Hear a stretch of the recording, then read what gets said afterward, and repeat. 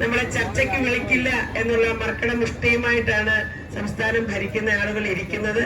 അത് തിരുത്തി ഈ അമ്മമാർ 14 ദിവസമായി സ്ത്രീകൾ വീടും കുടുംബവും എല്ലാം ഉപേക്ഷിച്ച് ഇവിടെ വന്നിരുന്ന് ഈ പെരുവെയിലത്തിരുന്ന് സമരം ചെയ്യുന്നത് വളരെ നിസ്സാരമായി നമ്മുടെ സംസ്ഥാന സർക്കാരിന് പരിഹരിക്കാൻ കഴിയുന്ന ഡിമാൻഡുകളുമായിട്ടാണ് നമ്മൾ ഇവിടെ എത്തിച്ചേർന്നിരിക്കുന്നത്.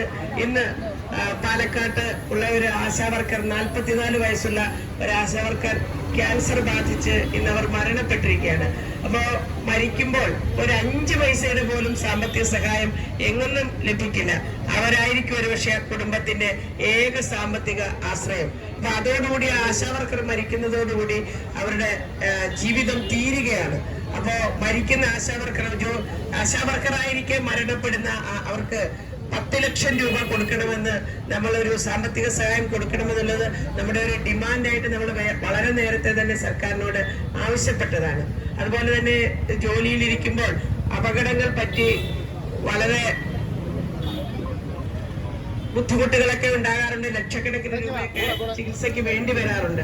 അപ്പോൾ അപകട ധനസഹായമായ ഒരു തുകയും നൽകണമെന്ന് നമ്മൾ ആവശ്യപ്പെട്ടിട്ടുണ്ട്. ബംഗാളിൽ അപകടം പറ്റുന്നവർക്ക് ഇത് ചികിത്സയ്ക്കായിട്ട് ഒരു 2 ലക്ഷം രൂപ ബംഗാൾ ഗവൺമെന്റ് കൊടുക്കുന്നുണ്ട്. അപ്പോൾ സ്റ്റേറ്റ് ഗവൺമെന്റിന് ഇതൊക്കെ ചെയ്യാവുന്നതാണ്. വിരമിക്കൽ ആനുകൂല്യം 2020 മുതൽ ബംഗാൾ ഗവൺമെന്റ് 3 ലക്ഷം രൂപ കൊടുക്കുന്നുണ്ട്. അത് 2024 റിവൈസ് ചെയ്ത് അത് 5 ലക്ഷമാക്കിയിട്ടുണ്ട്. അപ്പോൾ ഇത്തരത്തിൽ സംസ്ഥാന സർക്കാരുകൾക്ക് തീരുമാനമെടുക്കാമെന്നിരിക്കെ അതെല്ലാം കേന്ദ്ര ഗവൺമെന്റ് ആണ് തീരുമാനിക്കുന്നത് എന്ന് പറഞ്ഞുകൊണ്ടാണ് നമ്മളുടെ ഈ സമരത്തെ മുഖവിലേക്ക് എടുക്കാതെ പോലും ഇപ്പോ 14 ദിവസമായും നമ്മൾ ഈ വെയിലിൽ തന്നെ ഇരിക്കുകയാണ്. അപ്പോൾ കേന്ദ്ര ഗവൺമെന്റ് NHM-ലേക്ക് ബൾക്കായിട്ടാണ് ഫണ്ട് കൊടുക്കുന്നതെന്നാണ് നമ്മൾ അറിയുന്നത്, നമ്മൾ മനസ്സിലാക്കിയിരിക്കുന്നത്. അത് സ്റ്റേറ്റ് ഗവൺമെന്റിന് തീരുമാനിക്കുക എങ്ങനെയാണ് വിനിയോഗിക്കേണ്ടത്, അത് കൊടുക്കേണ്ടതെന്നുള്ളത്. അപ്പൊ അത്തരത്തിൽ ചെയ്യാമെന്നിരിക്കെ വിരമിക്കുന്ന ആശമാർക്ക് 5 ലക്ഷം വിരമിക്കൽ ആനുകൂല്യം നമ്മുടെ സമരത്തിന്റെ ഒരു പ്രധാന ഡിമാൻഡാണ്. കാരണം ജീവിത 10-18 വർഷക്കാലം ഈ മേഖലയിൽ പണിയെടുത്തു. അതിനു മുമ്പ് MSS എന്ന പേരിൽ പണിയെടുത്തുകൊണ്ടിരുന്നവരാണ് നല്ലൊരു ശതമാനവും ഈ ആശാവർക്കറായിട്ട് വന്നിരിക്കുന്നത്. അപ്പൊ ദീർഘകാലം ആരോഗ്യ മേഖലയ്ക്ക് വേണ്ടി പണിയെടുത്ത ആളുകൾ 62 വയസ്സിൽ വിരമിക്കുമ്പോൾ അല്ലെങ്കിൽ ആ ജോലിയിൽ നിന്ന് അവർ പോകേണ്ടി വരുന്ന ഒരവസ്ഥ വരുമ്പോൾ അവരുടെ ജീവിതത്തിന് ഒരു സുരക്ഷിതത്വം ഉണ്ടാകണം. അത് ഏതൊരാളും ആഗ്രഹിക്കുന്നതല്ലേ.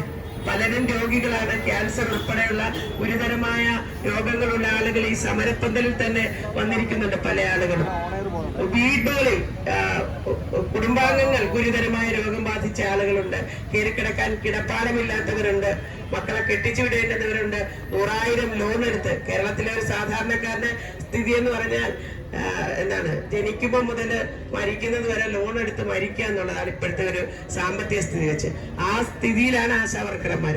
അപ്പൊ ഇതെല്ലാം നമ്മൾ ജീവിതത്തിൽ നമ്മൾ നേരിട്ടുകൊണ്ടിരിക്കുന്ന പ്രയാസങ്ങളാണ്.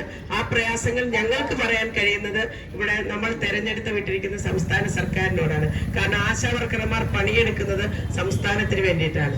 ഇവിടെ മലേറിയ രോഗികളെ കണ്ടെത്താനും ക്യാൻസർ പേഷ്യന്റിനെ കണ്ടെത്താനും അല്ലെങ്കിൽ മന്ദരോഗമുള്ളവരെ കണ്ടെത്താനും ഒക്കെ പണിയെടുക്കുന്നത്, അല്ലെങ്കിൽ നല്ല ആരോഗ്യത്തോടുകൂടി കുഞ്ഞുങ്ങൾ ജനിക്കുന്നതിന് വേണ്ടി ഗർഭിണികളെ അവർ ഗർഭാവസ്ഥ തുടങ്ങുമ്പോൾ തന്നെ ഒരുപക്ഷെ വീട്ടുകാർ അറിയുന്നതിന് മുമ്പ് അറിയുന്നത് ആശാവർക്കറാണ്. അങ്ങനെയൊക്കെ സംരക്ഷിക്കുന്ന ഈ സ്റ്റേറ്റിന് വേണ്ടിയിട്ടാണ്. അപ്പോൾ നമുക്ക് ആവശ്യപ്പെടാൻ സംസ്ഥാന സർക്കാരിനോടെ കഴിയുള്ളൂ. കേന്ദ്രം തരാനുള്ളത് ചോദിച്ചു വാങ്ങിക്കേണ്ടത് സംസ്ഥാന സർക്കാരാണ്. അത് ആശാവർക്കർമാരുടെ പണിയാണെന്ന് പറഞ്ഞ് ഉത്തരവാദിത്തത്തിൽ നിന്ന് ഒഴിയാൻ ആർക്കും കഴിയില്ല. അപ്പൊ ഇതൊക്കെയാണ് ഞങ്ങളുടെ പ്രശ്നങ്ങൾ. 26,153 ആശാവർക്കർമാരാണ് ഉള്ളതെന്നാണ് നമ്മുടെ ബഹുമാനപ്പെട്ട മിനിസ്റ്റർ പറഞ്ഞിരിക്കുന്നത്. 26,000 ആശാവർക്കർമാർ ഒരു വർഷം കൊണ്ട് പിരിഞ്ഞു പോകില്ല. ഓരോ വർഷവും പിരിഞ്ഞു പോകുന്ന അല്ലെങ്കിൽ 62 വയസ്സ് തികയുന്ന ആശാവർക്കർമാരുടെ എണ്ണം വളരെ പരിമിതമായിരിക്കും. അപ്പോൾ ഒരു 5 ലക്ഷം രൂപ വിരമിക്കൽ ആനുകൂല്യം കൊടുക്കുക എന്നുള്ളത് വളരെ വലിയ സാമ്പത്തിക പ്രതിസന്ധി സൃഷ്ടിക്കുന്ന ഒരു പ്രശ്നമേ അല്ല. പിന്നെ 700 രൂപ ദിവസം 232 രൂപയ്ക്ക് പണിയെടുക്കുക എന്ന് പറഞ്ഞാൽ ഇന്നത്തെ ജീവിത ചെലവിന്റെ ഈ എന്താണ്, സർക്കാർ തന്നെ എല്ലാ ടാക്സുകളും ഓരോ ദിവസവും കൂട്ടിക്കൊണ്ടിരിക്കുക. അതിൽ നിന്ന് ആശാവർക്കർമാരെ ഒന്നും ഒഴിവാക്കിയിട്ടില്ല. നമുക്ക് 232 രൂപയെ ദിവസവേതനം ഉള്ളൂ എന്നുള്ളത് കൊണ്ട് നമ്മളെ അതിനകത്തൊന്നും ഒഴിവാക്കിയിട്ടില്ല. കറണ്ട് ചാർജും ബസ് ചാർജും വെള്ളക്കരവും ഭൂക്കരവും ഭൂമിയുടെ നികുതി എല്ലാം വർദ്ധിച്ചുകൊണ്ടിരിക്കുകയാണല്ലോ. ഇതെല്ലാം നമ്മളെ ബാധിച്ചുകൊണ്ടിരിക്കുക. അപ്പൊ 233 രൂപയ്ക്ക് ഒരാൾക്ക് എങ്ങനെ ജീവിക്കാൻ കഴിയും? ഒരാളല്ലല്ലോ, ഒരു കുടുംബമല്ലേ. അപ്പൊ അതുകൊണ്ട് അത് മാന്യമായി ജീവിക്കാൻ കഴിയുന്ന ഒരു വേതനം ഉയർത്തുക എന്നുള്ളത് നമ്മുടെ സമരത്തിന്റെ പ്രധാനപ്പെട്ട ഡിമാൻഡാണ്. CIQ അടക്കം ദേശീയ തലത്തിൽ ആശാവർക്കർമാരെ സ്കീം വർക്കേഴ്സിന്റെ ഫെഡറേഷനിൽ മറ്റ് സംസ്ഥാനങ്ങളിൽ ആവശ്യപ്പെട്ടുകൊണ്ടിരിക്കുന്നത് 26,000 രൂപ തരണമെന്നാണ്. അപ്പോൾ നമ്മൾ 21,000 ആവശ്യപ്പെടുന്നത്. അപ്പോ കേരളത്തിൽ അത് ആവശ്യപ്പെടുമ്പോൾ സർക്കാരിനെ മറിച്ചിടാൻ വേണ്ടിയിട്ടാണെന്ന് പറയും, രാഷ്ട്രീയ പ്രേരിതമാണെന്ന് പറയും, ഏറ്റവും ഒടുവിൽ തീവ്രവാദികളാണെന്ന് പറയുന്നു. ഇതൊക്കെ ഞങ്ങൾ നടത്തുന്ന ഈ 10-ാം തീയതി ഇവിടെ വന്നപ്പോൾ മുതൽ ഈ മാധ്യമ സഹോദരങ്ങൾ ഞങ്ങളോടൊപ്പം രാവിലെ 6 മണി തൊട്ട് രാത്രി 10:30-ക്ക് 11 മണിക്ക് ഞങ്ങളുടെ ഉറങ്ങുന്നത് വരെ ഇവരിവിടെ ഉണ്ട്. ഇവിടെ നടക്കുന്ന ഓരോ നിമിഷത്തെയും സംഭവവികാസങ്ങൾ അവർ ഒപ്പിയെടുത്തുകൊണ്ട് ലോകം മുഴുവൻ കണ്ടുകൊണ്ടിരിക്കുകയാണ്. അപ്പൊ ഇവിടെ എന്താണ് തീവ്രവാദം, ഇവിടെ എന്താണ് രാഷ്ട്രീയ ലക്ഷ്യം? സർക്കാരിനെ മറിച്ചിട്ട് ഇനി പാവപ്പെട്ട ആശമാർക്ക് സർക്കാരിനെ മറിച്ചിട്ടിട്ട് വല്ല രാഷ്ട്രീയ നേട്ടമുണ്ടോ? നമുക്കൊരു രാഷ്ട്രീയ നേട്ടമില്ല. നമുക്ക് ഏത് ഗവൺമെന്റ് എന്നുള്ളതല്ല, നമുക്ക് കിട്ടാനുള്ള അവകാശങ്ങൾ വാങ്ങിച്ചെടുക്കുക എന്നുള്ളതാണ് നമ്മുടെ ഉത്തരവാദിത്തം. കാരണം കഴിഞ്ഞ 17 വർഷമായിട്ട് ഈ നരകയാതന അനുഭവിച്ച് ഈ ബുദ്ധിമുട്ടുകൾ അനുഭവിച്ച് ഇനി ഒരു നിമിഷം ജീവിതം ഈ ഒരു സാഹചര്യത്തിൽ മുന്നോട്ട് കൊണ്ടുപോകാൻ കഴിയില്ല എന്നുള്ള ഒരു സാഹചര്യത്തിലാണ് നമ്മൾ ഈ സെക്രട്ടേറിയറ്റിന് മുന്നിൽ വന്നത്. നമ്മൾ ഓഗസ്റ്റ് 16-നും കഴിഞ്ഞ മാസം 25-ാം തീയതി നമ്മുടെ സർക്കാരിന് ഈ വിഷയങ്ങളെല്ലാം നിരത്തിക്കൊണ്ട് നിവേദനം കൊടുത്തിട്ട് അത് പരിഗണിക്കുവാനോ അതിന്മേലൊരു ചർച്ച നടത്തുവാനോ തയ്യാറാകാതെ നമ്മളെ ബജറ്റ് വന്നപ്പോൾ, നമ്മൾ ബജറ്റിന് മുമ്പ് 25-ാം തീയതി സമരം നടത്തിയപ്പോൾ നമ്മൾ പറഞ്ഞതാണ്, ബജറ്റിൽ ആശാവർക്കർമാരെ പരിഗണിച്ചില്ല എങ്കിൽ നമ്മൾ രാപ്പകൽ സമരം ആരംഭിക്കുമെന്ന്. ആ പ്രഖ്യാപനത്തിന്റെ ഭാഗമായിട്ടാണ് നമ്മളെ പാടെ അവഗണിച്ച് എന്ന് പറഞ്ഞാൽ ആ സമയത്ത് നമുക്ക് 2 മാസത്തെ ഓണററിയും 3 മാസത്തെ ഇൻസെന്റീവും പെൻഡിങ് ആയിട്ട് ആ വിഷയത്തിൽ ഒരു പരാമർശം പോലും നടത്താതെയാണ്, അല്ലെങ്കിൽ ഇത്ര നാളിനുള്ളിൽ അത് കൊടുത്തു തീർക്കും എന്നൊരു പരാമർശം പോലും നടത്താതെയാണ് ബജറ്റ് അവതരിപ്പിച്ചത്. അപ്പൊ അതിൽ ആശാവർക്കർമാർക്ക് കടുത്ത പ്രതിഷേധം ഉണ്ടായിരുന്നു. ആ പ്രതിഷേധത്തിന്റെ അത് രേഖപ്പെടുത്താനാണ് ഞങ്ങൾ ഇവിടെ എത്തിച്ചത്. ഞങ്ങൾ അനിശ്ചിത കാലത്തേക്ക് പോകുമെന്ന് പ്രഖ്യാപിച്ചുകൊണ്ടല്ല വന്നത്, രാപ്പകൽ സമരമാണ് പ്രഖ്യാപിച്ചത്. ആ സമരം പ്രഖ്യാപിച്ച് ഇത്രയും സ്ത്രീകൾ ഇവിടെ വന്ന് ഈ സെക്രട്ടേറിയറ്റിന് മുന്നിൽ സ്ത്രീ തൊഴിലാളികളാണ്. അവർ വന്ന് ഇവിടെ ഇരുന്നിട്ട് അതിനെ മുഖവിലക്കെടുത്തുകൊണ്ട് അത് പരിഹരിക്കുന്നതിന് വേണ്ടിയിട്ടുള്ള ഒരു സത്വരമായ നടപടി സ്വീകരിക്കാത്ത സർക്കാരിന്റെ കുറ്റകരമായിട്ടുള്ള ഈ അനാസ്ഥയാണ് ഈ സമരം 14 ദിവസം നീണ്ടുപോകാൻ കാരണമായത്. ഞങ്ങളും കുടുംബങ്ങളിൽ നിന്ന് വരുന്നവരാണ്.